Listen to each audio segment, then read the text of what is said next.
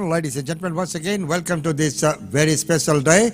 Yes, the day is very special because it is the 15th of August. Happy Independence Day to all the people of Indian origin throughout the world. It's an amazing feeling, and of course, we'll bring to you tomorrow, on day after tomorrow, all the reports from the India Day Fair.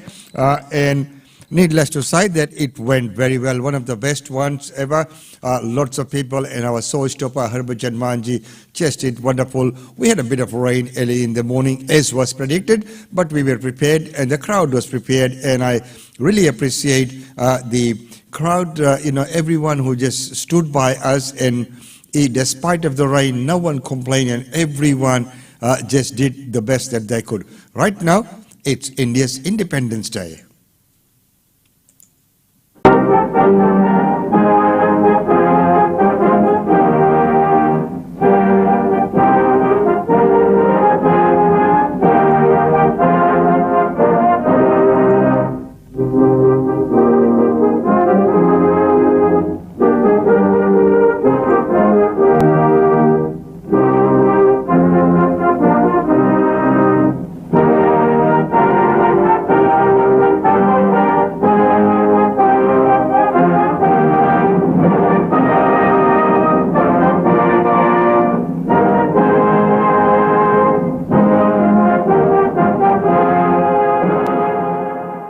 मेरे प्यारे देशवासियों, नमस्कार। 76वें स्वाधीनता दिवस की पूर्व संध्या पर देश विदेश में रहने वाले सभी भारतीयों को मैं हार्दिक बधाई देती हूँ। इस गौरवपूर्ण अवसर पर आपको संबोधित करते हुए मुझे बहुत खुशी हो रही है। एक स्वाधीन देश के रूप में भारत 75 साल पूरे कर रहा है। 14 अगस्त के दिन को विभाजन विभीषिका स्मृति दिवस के रूप में मनाया जा रहा है। इस स्मृति दिवस को मनाने का उद्देश्य सामाजिक सद्भाव, मानव सशक्तिकरण और एकता को बढ़ावा देना है। 15 अगस्त 1947 के दिन हमने औपनिवेशिक शासन की बेड़ियों को काट दिया था। उस दिन हमने अपनी नियति को नया स्वरूप देने का निर्णय लिया था। उस शुभ दिवस की वर्षगांठ मनाते हुए हम लोग सभी स्वाधीनता सेनानियों को सादर नमन करते हैं। उन्होंने अपना सर्वस्व बलिदान कर दिया ताकि हम सब एक स्वाधीन भारत में सांस ले सके। भारत की आज़ादी हमारे साथ साथ विश्व में लोकतंत्र के हर समर्थक के लिए उत्सव का विषय है। जब भारत स्वाधीन हुआ तो अनेक अंतर्राष्ट्रीय नेताओं और विचारकों ने हमारी लोकतांत्रिक शासन प्रणाली की सफलता के विषय में आशंका व्यक्त की थी। उनकी इस आशंका के कई कारण भी थे। उन दिनों लोकतंत्र आर्थिक रूप से उन्नत राष्ट्र तक ही सीमित था। विदेशी शासकों ने वर्षों तक भारत का शोषण किया था। इस कारण भारत के लोग गरीबी और अशिक्षा से जूझ रहे थे। लेकिन भारतवासियों ने उन लोगों की आशंकाओं को गलत साबित कर दिया। भारत की मिट्टी में लोकतंत्र की जोड़ें लगातार गहरी और मजबूत होती गई। अधिकांश लोकतांत्रिक देशों में वोट देने का अधिकार प्राप्त करने के लिए महिलाओं को लंबे समय तक संघर्ष करना पड़ा। लेकिन हमारे गणतंत्र की शुरुआत से ही भारत ने सार्वभौमिक वयस्क मताधिकार को अपनाया। इस प्रकार आधुनिक भारत के निर्माताओं ने प्रत्येक वयस्क नागरिकों को राष्ट्र निर्माण की सामूहिक प्रक्रिया में भाग लेने का अवसर प्रदान किया। भारत को यह श्रेय जाता है कि उसने विश्व समुदाय को लोकतांत्रिक की वास्तविक क्षमता से परिचित कराया। मैं मानती हूँ कि भारत की ये उपलब्धि केवल संयोग नहीं थी। सभ्यता के आरंभ में ही भारत भूमि के संतों और महात्माओं ने सभी प्राणियों की समता व एकता पर आधारित जीवन दृष्टि विकसित कर ली थी। महात्मा गांधी जैसे महानायक के नेतृत्व में हुई स्वाधीनता संग्राम के दौरान हमारे प्राचीन जीवन मूल्यों को आधुनिक युग में फिर से स्थापित किया गया। इसी कारण से हमारे लोकतंत्र में भारतीयता के तत्व दिखाई देते हैं।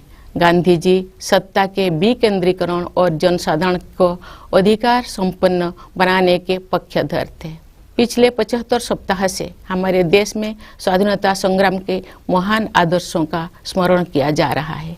आज़ादी का अमृत महोत्सव मार्च 2021 में दांडी यात्रा की स्मृति को फिर से जीवंत रूप देकर शुरू किया गया है। उस युगांतरकारी आंदोलन में हमारे संघर्ष को विश्व पटल पर स्थापित किया था। उसे सम्मान देकर हमारे इस महोत्सव की शुरुआत की गई।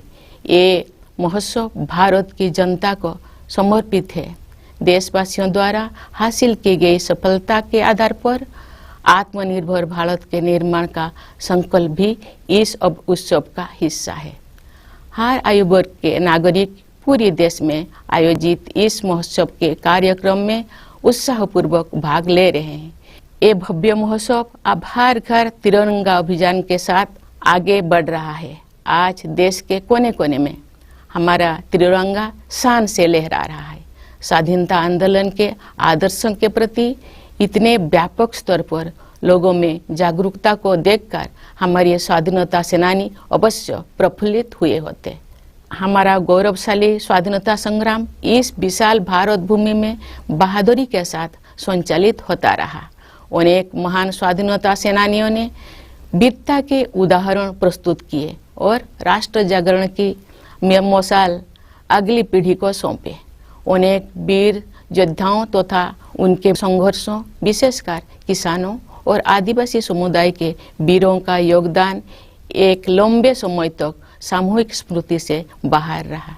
पिछले वर्ष से हर 15 नवंबर को जनजातीय गौरव दिवस के रूप में मनाने का सरकार का निर्णय स्वागत योग्य है। हमारे जनजातीय महानायक केवल स्थानीय या क्षेत्रीय प्रतीक नहीं है, बल्कि ये पूरे देश के लिए प्रेरणा का स्रोत है। प्यारे देशवासियों, एक राष्ट्र के लिए, विशेष रूप से भारत जैसे प्राचीन देश के लंबे इतिहास में 75 वर्ष का समय बहुत छोटा प्रतीत होता है, लेकिन व्यक्तिगत स्तर पर एक कालखंड एक जीवन यात्रा जैसा है। हमारे वरिष्ठ नागरिकों ने अपने जीवन काल में अद्भुत परिवर्तन देखे हैं। ये गवाह है कि कैसे आज़ादी के बाद सभी पीढ़ियों ने कड़ी मेहनत की, विशाल चुनौतियों का सामना किया और स्वयं अपने भाग्य विधाता बने। इस दौर में हमने जो कुछ सीखा है वो सब उपयोगी साबित होगा, क्योंकि हम राष्ट्र की यात्रा में एक ऐतिहासिक पड़ाव की ओर आगे बढ़ रहे हैं। हम सब 2047 में स्वाधीनता के शताब्दी उत्सव तक की 25 वर्षों की अवधि यानी भारत के अमृत काल में प्रवेश कर रहे हैं। हमारा संकल्प है कि वर्ष 2047 तक हम अपने स्वाधीनता सेनानियों के सपनों को पूरी तरह साकार कर लेंगे। इसी कालखंड में हम बाबा साहेब भीमराव अंबेडकर के नेतृत्व में संविधान का निर्माण करने वाला विभूतियों के विजन को साकार कर चुके होंगे।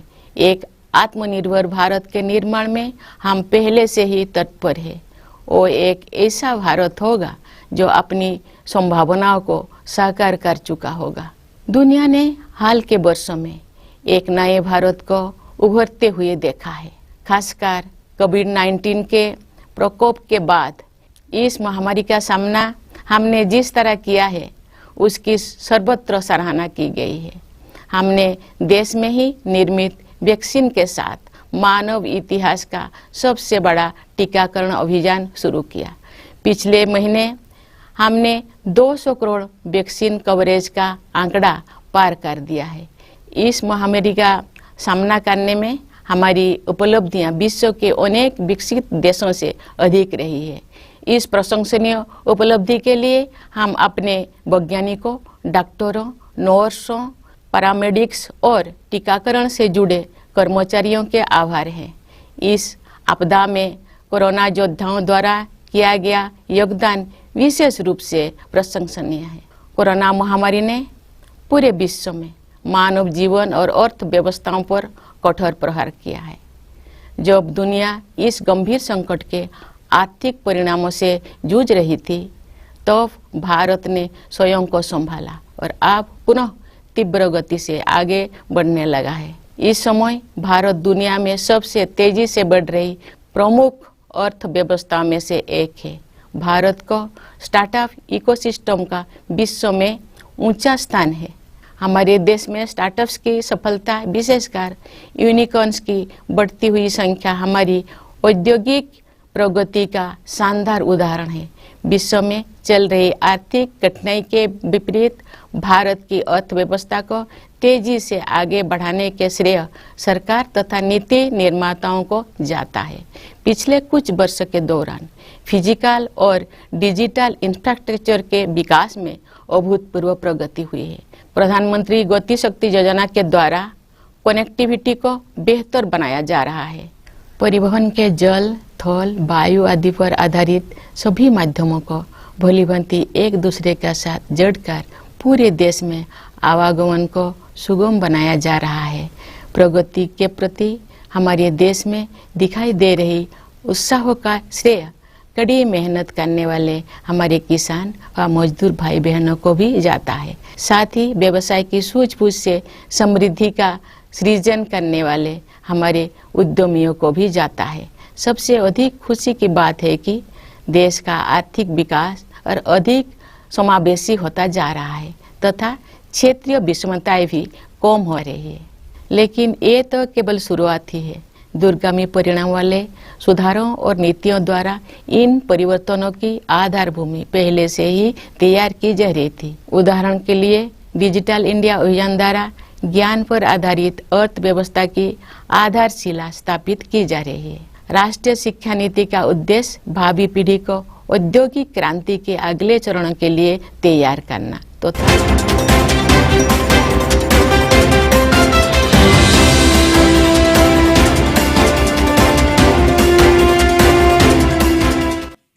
So there were, ladies and gentlemen, India's Independence Day. Happy. Hey, if you're out and about, keep an eye out for the Story Bridge and City Hall and Victoria Bridge tonight. They will be in our national colors of India, the tricolour.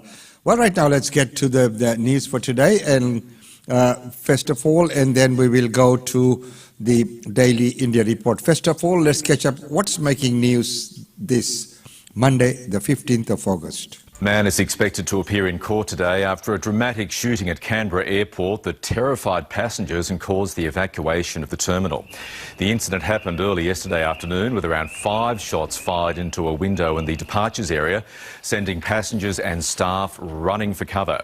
The man was detained almost immediately while the airport was evacuated, planes grounded on the tarmac and flights cancelled as police swept the entire terminal and interviewed witnesses. New South Wales police say a double shooting in Sydney's southwest bears the hallmarks of an organised murder. 48-year-old Lemeta Fadlala and 39-year-old Amne Al-Hazuri were killed in Revesby on Saturday night when their car was sprayed with bullets. Several burnt-out cars found nearby are being examined by police. In Queensland, a man has been taken into custody in Mackay following investigations into the death of a Townsville woman over the weekend. The 44-year-old woman's body was found in bushland in Bluewater yesterday near Townsville by a group of teenagers riding their quad bikes. Police say it appears the woman knew her attacker and she died at the location. And at least 41 people have been killed by an electrical fire inside a church in the Egyptian city of Giza. The blaze broke out as 5,000 worshippers gathered for Mass. The fire blocked an entrance, causing a stampede, with most of those killed believed to be children.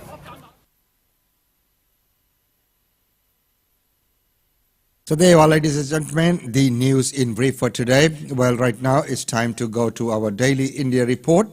But before we do that, there's few calls that have been happening. One is a proud moment for the Indian Navy vessel which has arrived in Fremantle. Let's take a look at that. The Sametta's visit to Fremantle highlights a growing relationship between the Australian and Indian navies. Sametta will be part of the Indian Navy's special role in marking the 75th anniversary of independence across 3 oceans. Indian Navy has deployed 6 ships across the world. They are going to 6 different continents except for Antarctica, and they will be hosting the tricolour. Sameta, made in India and commissioned in 2014, is known for anti-piracy operations in the Gulf of Aden. Commander Phanindra participated in AUSINDEX 21 off Darwin last year. In 2022, there's already been the Milan multilateral exercise off India's east coast and RIMPAC off Hawaii. An exercise called Kakadu is coming next month. Working with regional partners is an excellent way to build trust, demonstrate presence and unity in a complex and evolving security environment. You may be aware that India have been increasing their degree of engagement with us over recent years. Sameta is conducting Navy-to-Navy training with HMAS Anzac. It's the first surface naval vessel to visit Fremantle so far this year. David Webber, ABC News. You know what a proud moment when Samudya has arrived in Fremantle, and it is good to see that Indian Navy, Indian Army, Indian Defence Air Force, they all now equal, or if not on par with most of the growing nations. And as was said in that report, that the collaboration between the two nations is very important. Well, right now, as we know, Australia faces a lot of migrants, employment shortage. So, should we look offshore for this to be filled? There are too many jobs and just not enough staff. Vacancies are at record highs and unemployment is at a historic low. Getting more skilled migrants into Australia, it's going to be good for the Australian economy, good for jobs and demand. There are plenty of calls for the permanent migration cap to be boosted, and the federal government is listening. We'll examine the numbers that we feel we need to have in order to grow the economy and provide opportunities for all Australians. The number of permanent migrants granted visas hovered around 190,000 10 years ago, in line with the migration cap at the time. The numbers started to slip around 2017-18 and fell as low as 140,000 as the cap was lowered and COVID-19 hit. The cap is now at 160,000, but some want to see it rise as high as 200,000. The decision should be made as soon as possible. It should be made either coming straight out of the Jobs Summit or in the October budget. Others argue there are more pressing problems in migration, like giving people their visas more quickly. The biggest issue for our sector is processing times, not the absolute cap. They've blown out in some cases to 6 months, 9 months. Unions say they support permanent migration, but want to be certain skills shortages exist. They've got to be independently verified, they've got to be well paid, and people have got to have the skills and qualifications that meet our standards. This will be subject to debate. And it should be an open conversation, a national discussion. This is shaping up as one of the most likely changes to come from next month's Job Summit. It would boost the economy and be relatively easy to do, unlike some of the bigger problems the government wants to tackle. Tom Lowry, ABC News.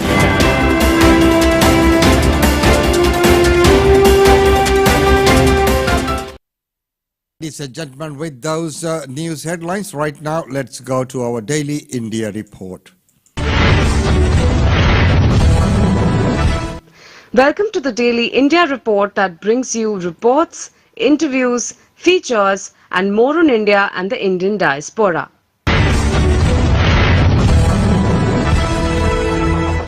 India condemned China's move to block a joint India-US bid to list terrorist Rauf Asghar as a United Nations Security Council designated terrorist. China on August 11 thwarted a joint India-US bid to list Jaish-e-Mohammed Deputy Chief Rauf Asghar as a UN Security Council designated terrorist by placing a technical hold on the process.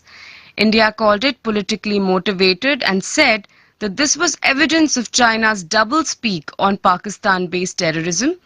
Rauf Asghar, the brother of JEM leader Masood Azhar, is accused of masterminding a number of terror attacks from the IC-814 hijacking in 1999, the Parliament attack in 2001, as well as a number of attacks on security forces personnel from 2014 to 2019, including the strikes on the Air Force base in Pathankot, army camps in Kathua, Nagrota, Sanjwan and other locations. The National Intelligence Agency's charge sheet on the Pulwama terror bombing in 2019, in which 42 CRPF personnel died, also named Rauf Asgar and Masood Azhar.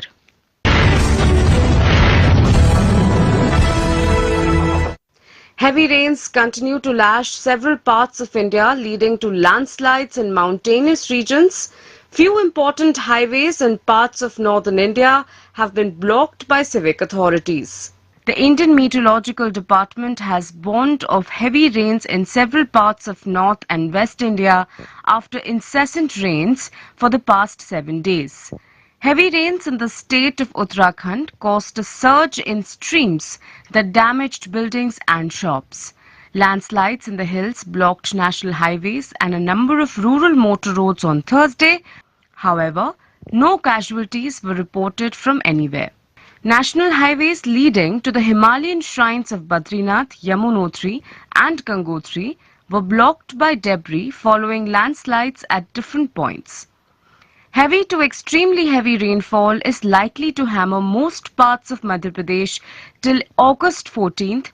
The Weather Office has issued a red alert for 18 districts and an orange alert for 6 districts.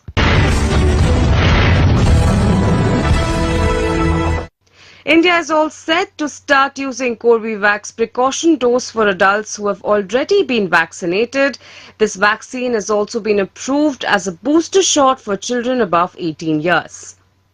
Amid a sudden surge in COVID-19 cases in several states, India will start using Corbevax as a precaution dose for adults fully vaccinated with either Covaxin or Covishield vaccines. The Union Health Minister on Wednesday approved Corbevax as a heterologous booster shot for those above 18 years. The gap between Corbevax's booster dose and the second dose of the either Covaxin or Covishield vaccines will be 6 months or 26 weeks. Corbevax, India's first indigenously developed RBD protein subunit vaccine, is currently being used to vaccinate children between 12 to 14 years of age under the COVID-19 immunization program. The ministry approved Corbevax as booster dose on the recommendations made by the COVID-19 Working Group of the National Technical Advisory Group on Immunization last week. This is the first time a booster dose of a COVID vaccine different from the one used for primary vaccination would be allowed in the country. Prime Minister Narendra Modi is likely to meet his Pakistani counterpart Shehbaz Sharif during the upcoming SCO summit in Uzbekistan. Prime Minister Narendra Modi is likely to meet his Pakistani counterpart Shehbaz Sharif during the Shanghai Cooperation Organization Summit in Samarkand, Uzbekistan. The SCO summit will take place on September 15 to 16th, where leaders will discuss regional challenges. During the conference, Sharif is likely to meet the presidents of China, Russia and Iran as well as Prime Minister Modi. Several SCO foreign ministers had reiterated in its July 28th meeting that the summit will be attended by the heads of SCO states, although there are no official plans to hold bilateral talks between the two nations, but foreign ministers had earlier hinted that there may be meeting between the two heads if the circumstances are right.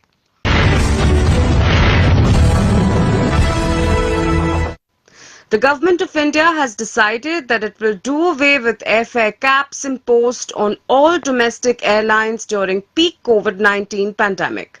The central government has decided to do away with airfare caps imposed on domestic airlines in 2020 during the COVID-19 pandemic. The restriction on ticket prices will be lifted from August 31st.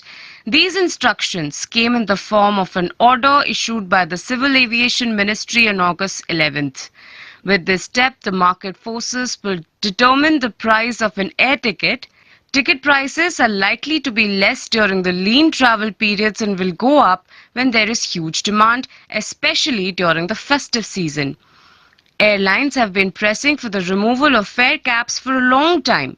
The ministry also asked the airlines and airport operators to ensure that the guidelines to contain the spread of COVID were strictly followed. Civil Aviation Minister Jyotiraditya Scindia tweeted that the decision to remove airfare caps had been taken after a careful analysis of the daily demand and the prices of air turbine fuel.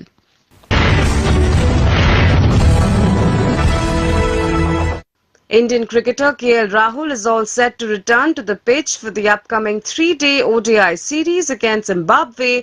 This comes after his recovery from health conditions that prevented him from playing since February 2022. India has named KL Rahul as the captain for the ODIs against Zimbabwe after the BCCI medical team cleared him to play in the series starting on 18th August. Rahul has received the green signal from the BCCI medical team for the 3-match ODI series against Zimbabwe in the 3rd week of August 2022. He has been out of action for a while with a sports hernia, with COVID-19 extending his stint on the sidelines. Shikhar Dhawan was initially named as the captain for this tour, but with Rahul being given the go-ahead, Dhawan will take up the vice-captain duties. Dhawan had led the Indian side to a 3-0 drubbing of West Indies last month and was subsequently named as the captain for the Zimbabwe tour with senior players Rohit Sharma, Virat Kohli, Rishabh Pant, Jasprit Bumrah and Hardik Pandya rested.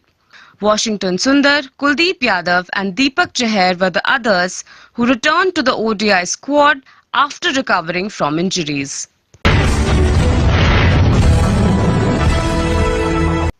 Netflix's Darlings has now clocked almost 10 million viewing hours and continues to be featured in top 10 film list in 16 countries.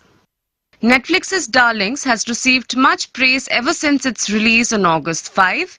This Bollywood film starring Alia Bhatt, Vijay Varma and Shefali Shah tells the story of a woman who takes revenge on her abusive husband. Directed by Jasmeet Reen, the movie has been trending in the top 10 film list in 16 countries across the Americas, Africa and Asia. It has the highest opening for a non-English original Indian film with more than 10 million viewing hours. Talking about the appreciation that Darlings has received, Jasmeet said in a statement that it was heartwarming to see such a reception. Alia, who plays the lead role in the film, shared in a statement that Darlings has always been a unique and special film for her. This movie is also Alia Bhatt's debut production venture under her banner Eternal Sunshine in collaboration with Shah Rukh Khan's production house Red Chillies Entertainment.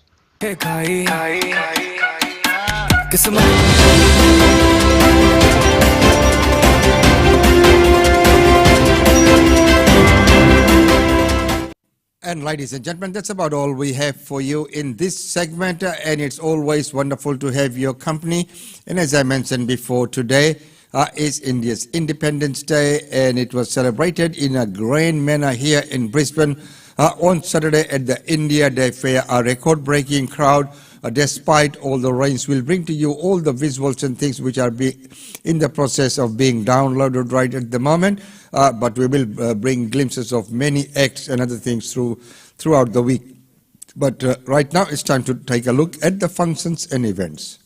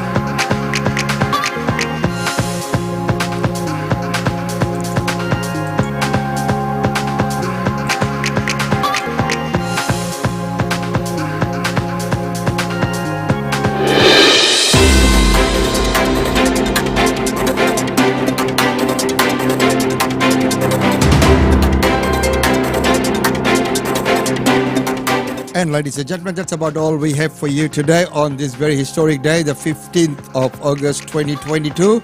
And as I mentioned, that India Day Fair, a great, grand success this year. And every section went very, very well. But, the showstopper segment, of course, was just amazing. It was very, very good, very well done, and very well presented. Well, ladies and gentlemen, right now, it's time to say goodbye. Until tomorrow, it's goodbye from us.